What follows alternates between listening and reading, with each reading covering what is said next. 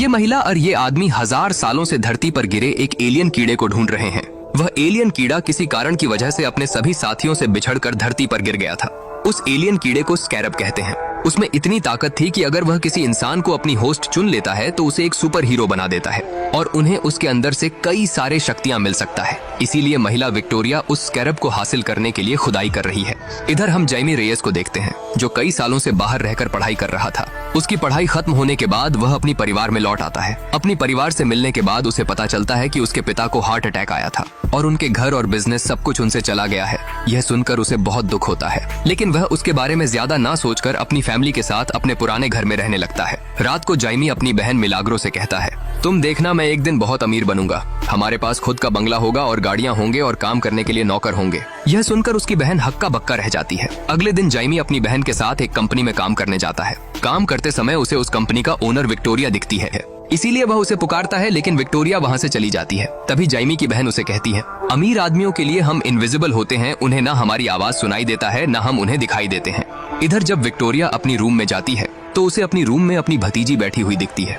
Victoria उसे यहाँ आने की कारण पूछती है तो उसकी भतीजी जेनी कोड टीवी चलाकर एक प्रोजेक्ट को दिखाती है, जिस प्रोजेक्ट का नाम था ओमैक।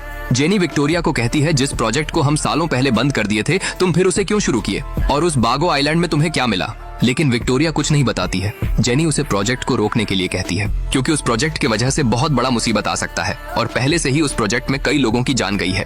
लेकिन विक्टोरिया उस प्रोजेक्ट को रोकने के लिए साफ साफ मना कर देती है। इसीलिए जेनी उसे धमकी देती है कि अगर वह उस प्रोजेक्ट को ना रोकी तो वह उसके बारे में सभी सच्चाई बता देगी। ये सुनकर विक्टोरिया के आदमी उसे मारने के लिए आगे बढ़ता है, पर तभी जैमी वहाँ आ जाता है, जिस वजह से विक्टोरिया के आदमी रुक जाता है। बिना परमिशन में विक्टोरिया जैमी और उसकी बहन को अपनी ऑफिस से निकाल देती है, जिस वजह से जब जैमी और उसकी बहन घर जाने के लिए टैक्सी का इंतजार कर रहे थे, तभी वहाँ पर जेनी आकर जैमी को थैंक्स कहती है और कहती है, मेरी वजह से तुम्हारी नौकरी चली गई, तुम मेरी फोन नंबर रखो, कल मेरे ऑफिस आ जाना, मैं तुम्हें मेरे ऑफिस में एक नौकरी दे दूंगी। यह सुनकर जैमी बहुत खुश हो जाता है और वह मन ही मन जेनी को पसंद करने लगा था। रात में वह जेनी को मैसेज करने के लिए सोचता है, लेकिन उसकी हिम्मत नहीं होता है। अगले दिन सुबह जैमी पूरी तैयारी के साथ जेनी के ऑफिस में जाता है, लेकिन उस ऑफिस का एक स्टाफ जेनी कोड से मिलने के लिए इंतजार करने के लिए कहती है, क्योंकि उसके पास जेनी कोड से मिलने के लिए अपॉइंटमेंट लेटर नहीं था। इधर जेनी चुपके से उस कंपनी का एक साइंटिस्ट का आईडी कार्ड चुरा लेती है और उस आईडी कार्ड की मदद से एक सीक्रेट लैब के अंदर घुस जाती है, जिसके अंदर विक्टोरिया उस स्कैरब को छुपा कर रखा था। उस स्कैरब को देखने के बाद जेनी उसे छुपाकर एक बॉक्स के अंदर वहां से चुरा लेती है। जब वह साइंटिस्ट उस सीक्रेट लैब में वापस आता है तो उसे वहां पर वह स्कैरब नहीं दिखता है। इसीलिए वह उस कंपनी का सभी गेट को तुरंत बंद करने के लिए कहता है, जिससे वह चोर उस स्कैरब को लेकर वहां से भाग ना सके। इधर जेनी उस स्कैरब को लेकर वहां से भाग रही होती है, तभी जैमी उसे देख लेता है और भागकर उसके पास आता है। इधर उस कंपनी का सभी गेट को बंद किया जा रहा था, इसीलिए जेनी उस बॉक्स को जैमी को देकर कहता है, तुम इस बॉक्स को तुरंत अपनी घर ले जाओ और इस बॉक्स को संभाल के रखना और इसे खोलना मत। जेनी की बात मानकर जैमी उस बॉक्स को वहां से अपने घर ले आता है। जैमी के घर वाले उस बॉक्स को देखकर बहुत एक्साइटेड हो जाते हैं। उन्हें लगता है शायद जेनी जैमी को प्यार से खाने के लिए एक बर्गर दिया है, इसीलिए सभी उसे खोलने के लिए कहते हैं, जिस वजह से जैमी उस बॉक्स को खोल देता है। तभी उन सभी को उस बॉक्स के अंदर वह स्कैरब दिखता है, लेकिन उनको उसके बारे में कुछ भी नहीं पता था। इसीलिए जैमी की बहन और उसके चाचा उस स्कैरब से खेलने लगते हैं।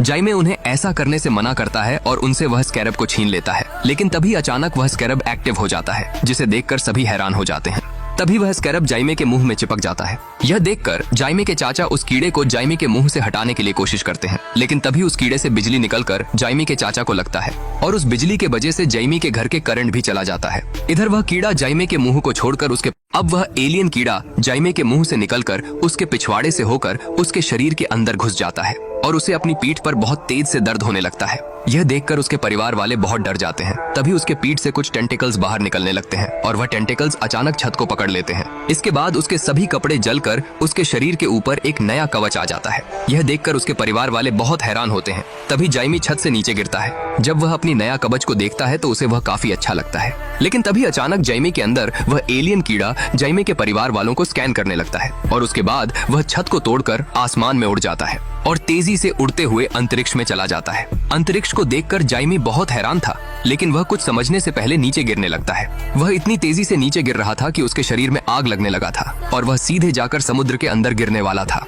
लेकिन जैमी उस एलियन कीड़े को रुकने के लिए कहता है, जिस वजह से वह पानी में गिरने से पहले रुक जाता है और वहां से तेजी से उड़कर ब्रिज से टकराते हुए टाउन के अंदर जाकर एक कार के ऊपर लैंड करता है। जब उस कार का ओनर अपनी कार के पास आता है तो देखता है कि उसका गाड़ी पूरी तरह टूट चुका है। जैमी उसके गाड़ी तोड़ने के लिए माफी मांगता है पर तभी सभी लोग आकर जाइमी को अजीब तरीके से देखने लगते हैं। तो जाइमी को लगता है शायद सभी उसे मारने आ रहे हैं, इसीलिए वह उस गाड़ी से दूर हट जाता है। लेकिन तभी एक बस तेजी से जाइमी की तरफ आने लगता है और वह जाइमी से टकराने वाला था, पर तभी जाइमी के कवच से 2 पंख निकलकर उसके सामने एक शील्ड बना देता है, जिससे वह शील्ड उस बस को बीच से फाड़ देता है।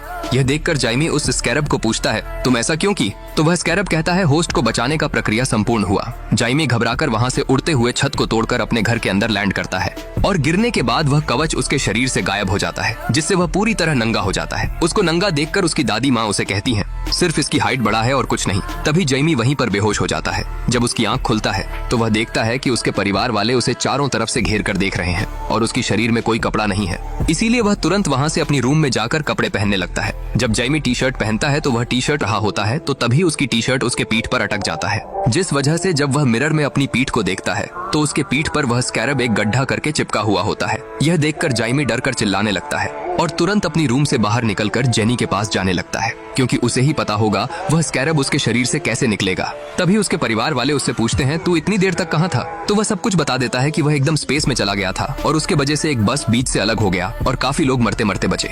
यह सुनकर जाइमी की माँ अपने बेटे के लिए परेशान होकर पुलिस को फोन करने के लिए जाती है, लेकिन जाइमी के चाचा उन्हें मना करते हैं और कहते हैं सभी पुलिस वाले कोड के चमचा है। अगर कोड को पता चला कि एक मैक्सिकन लड़के के पास उनकी मिलिट्री वाली टेक है और वह भी उसके अंदर, तो वह इसे मार देंगे और हम सबका याददाश्त मिटा देंगे, जिससे हम उनके खिलाफ कोई गवाही ना दे सके।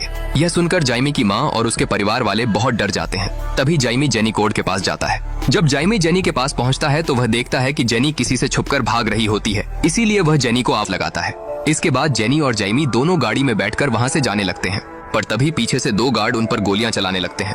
जाइमी को कुछ समझ नहीं आ रहा था कि वह गार्ड उन पर गोलियां क्यों चला रहे हैं, फिर भी वह दोनों गोलियों से बचकर जाइमी के घर पर जाते हैं। जब जेनी जानता है कि वह कीड़ा जाइमी के अंदर घुस चुका है तो वह बहुत हैरान होती है और वह उन्हें कहती है कि इस कीड़े को स्कैरब कहते हैं।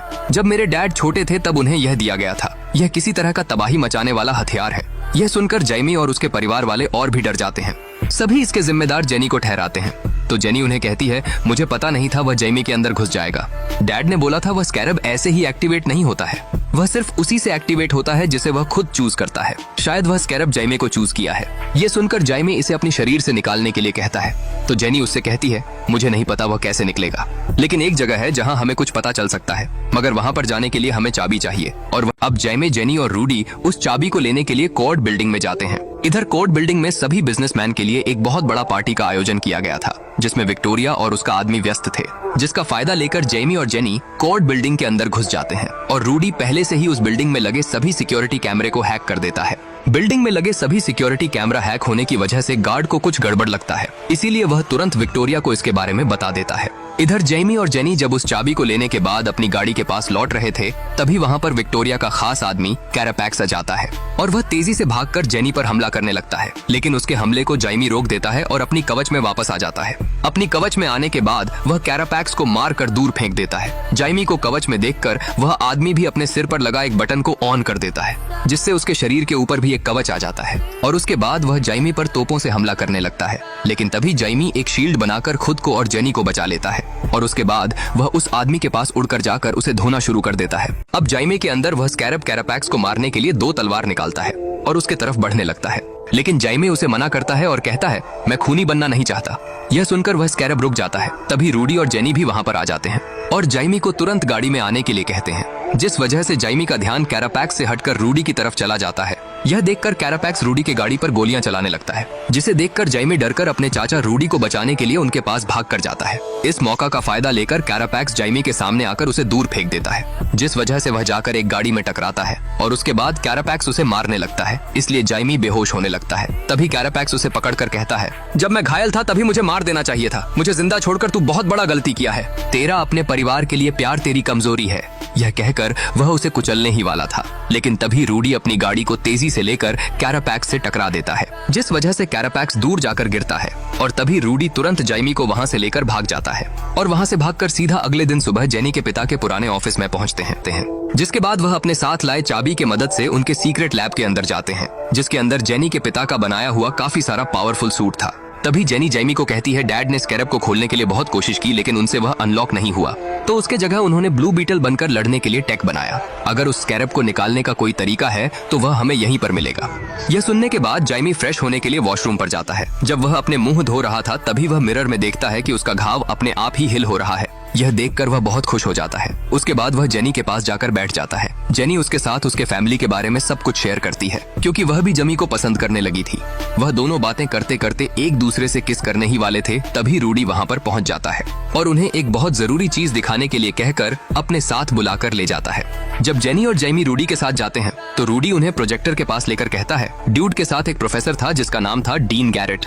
वह स्कैरब तुम्हें चुनने से पहले उसे चुना था। फिर ड्यूड ये पता लगाने के लिए उस पर कुछ टेस्ट किया कि वह स्कैरब इंसानों के शरीर पर क्या असर करता है। उस टेस्ट में उसे पता चलता है कि अगर वह स्कैरब किसी इंसानों के शरीर में घुस जाता है तो वह पहले उसके दिमाग के साथ जुड़ने लगता है ताकि वह दोनों एक हो सके। उस स्कैरब का खुद का सोच समझने का शक्तियाँ होता है। यह सुनकर जाइमे उनसे पूछता है इस स्कैरब को किसने बनाया है। तभी जेनी उससे कहती है ये हमारा धरती का नहीं है, यह एक एलियन है। यह एक सोनसन जीव है जो अपनी मर्जी से होस्ट को चूज करता है। यह सुनकर जाइमे घबराकर उनसे पूछता है वह टेक प्रोफेसर इसे अपनी शरीर से कैसे निकाला। तो रूडी उसे कहता है इसे निकालने का तरीका तो है पर बुरी बात तो यह है कि वह तरीका है तेरी मौत। यह सुनकर जाइमे और भी डर जाता है। रूडी उसे कहता है यह तेरे शरीर के साथ पूरी तरह जुड़ा हुआ है, अगर इसे निकालने की कोशिश करते हैं तो यह उसे खतरा समझकर अपनी होस्ट को बचाएगा। यह सब सुनने के बाद जाइमी काफी परेशान हो जाता है कि उसे इस स्कैरब को सारा जीवन अपने साथ लेकर जीना पड़ेगा, इसलिए वह जाकर उदास होकर छत पर बैठ जाता है। जब जाइमे उदास होकर छत पर बैठा था तभी उसके चाचा रूडी आकर उसे समझाते हैं कि तू ऐसे टूट मत जा, तेरे ऊपर तेरे फैमिली का बहुत सारा जिम्मेदारियां हैं। तेरे पिता ने तेरे लिए बहुत मेहनत करके तुझे पढ़ाया और बड़ा किया। उन्होंने अपनी परिवार की खुशी के लिए 16 घंटा काम करते थे। यह सब सुनकर जाइमे थोड़ा भावुक हो जाता है और उस स्कैरब के साथ जिंदगी भर जीने का फैसला करता है। उन दोनों एक दूसरे से बात कर ही रहे थे तभी उन्होंने विक्टोरिया की हेलीकॉप्टर को अपने घर की तरफ जाने देखते हैं। यह देखकर वह काफी घबरा जाते हैं। तभी जाइमे अपनी परिवार को बचाने के लिए जाने लगता है और अपने कवच में आने के लिए स्कैरब को कहता है, लेकिन स्कैरब अपने कवच में नहीं आता है। तभी रूडी और जेनी उसे कहते हैं उस स्कैरब अपनी कवच में तभी आता है जब उसके होस्ट के जान पर कोई खतरा होता है। यह सुनकर जाइमे अपने कवच में आने के लिए छत से कूद जाता है, जिस वजह से वह अपनी कवच में लौट आता है और अपने घर की तरफ उड़कर जाने लगता है। इधर विक्टोरिया की भेजे हुए सभी आदमी आकर जाइमी के परिवार वालों को अगवा कर लेते हैं और उन पर बंदूक तानकर जाइमी के बारे में पूछते हैं, पर उसके परिवार वाले उन्हें कुछ भी नहीं कहते हैं, जिस वजह से विक्टोरिया अपनी आदमियों को उन्हें मारने के लिए कहती है। जब विक्टोरिया की आदमी जाइमी के परिवार वालों को मारने के लिए उन पर गोली चलाने ही वाले थे, तभी वहाँ पर जाइमी आ जाता है और उन्हें रुकने के लिए कहता है। उस स्कैरब को जाइमी के अंदर देखकर विक्टोरिया बहुत हैरान होती है और उस स्कैरब के शक्तियों को देखने के लिए अपनी आदमियों को उस पर गोली चलाने के लिए कहती है, जिससे उसके सभी आदमी जाइमी पर गोलियां चलाते हैं। लेकिन गोलियों से जाइमी का कुछ भी नहीं होता है, जिस वजह से विक्टोरिया उसे छोड़कर उसके फैमिली पर गोलियां चलाने के लिए कहती है। यह सुनकर उसके सभी आदमी जाइमी के परिवार पर गोली चलाने लगते हैं,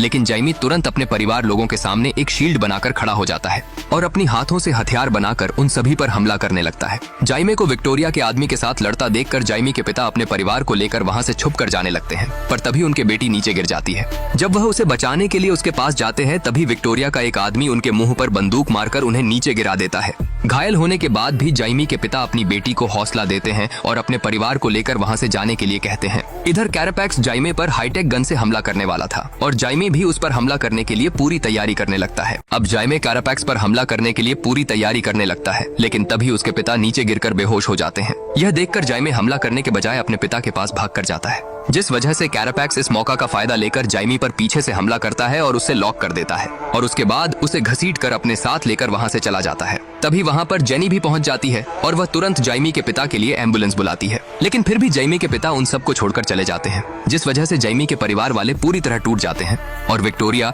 की हमले के वजह से उनका घर भी पूरी तरह जल चुका था और उनके पास रहने के लिए कोई घर भी नहीं था। तभी जाइमी के दादी माँ अपने परिवार को समझाकर कहते हैं, यह वक्त रोने का नहीं है, यह वक्त उस डायन को रुलाने का है। उसने हमसे अल्बर्ट को छीन लिया और हम उससे सब कुछ छीन लेंगे। जाइमी के दादी माँ के बात सुनकर सभी उनके बात पर राजी हो जाते हैं और जाइमी को विक्टोरिया से बचाने के लिए कोई उपाय सोचने लगते हैं। तभी जेनी उनके पास पहुंच जाती है और उन्हें लेकर अपने पिता के सीक्रेट लैब के अंदर जाती है, जहां पर उसके पिता के काफी सारे हाईटेक गन के साथ साथ काफी सारे हाईटेक गाड़ी भी रखा हुआ था। जाइमे के परिवार वाले जाइमे को विक्टोरिया से बचाने के लिए जेनी के पिता के बनाए हुए हाईटेक गाड़ी और कुछ हाईटेक हथियार के साथ विक्टोरिया के किले की तरफ निकल पड़ते हैं। इधर विक्टोरिया जाइमे को उल्टा लटकाकर उसके साथ कुछ एक्सपेरिमेंट कर रहा होता है ताकि उस स्कैरब के सभी शक्तियों को वह हासिल कर सके। यह सुनकर वह साइंटिस्ट विक्टोरिया को कहता है अगर ऐसा किया तो यह मर जाएगा, लेकिन विक्टोरिया को इसका कोई परवाह नहीं था। जाइमे ऐसा करने से मना करता है, लेकिन विक्टोरिया उसका एक भी नहीं सुनता है और उसके अंदर से सभी शक्तियों को अपनी डिवाइस के अंदर खींचने लगती है और उस शक्तियों को लेकर कैरापैक्स के अंदर ट्रांसफर करने लगती है, जिससे वह उसे सबसे ज्यादा शक्तिशाली बना सके। इधर जाइमी के परिवार वाले विक्टोरिया के किले पर पहुंच जाते हैं और विक्टोरिया के सभी आदमी को मारते हुए टनल के रास्ते किले के अंदर घुस जाते हैं। उस स्कैरब के अंदर से शक्तियों को निकालने की वजह से जाइमे बेहोश हो जाता है और एक अलग दुनिया में चला जाता है, जहां पर वह अपने पिता से मिलता है। अपने पिता को सामने देखकर जाइमे काफी भावुक हो जाता है। उसके पिता उसे काफी समझाते हैं और कहते हैं तुम्हें तुम्हारा परिवार का ख्याल रखना होगा, तुम उस स्कैरब के साथ एक हो जाओ, वह विक्टोरिया से तुम्हारा सुरक्षा करेगा। यह कहकर वह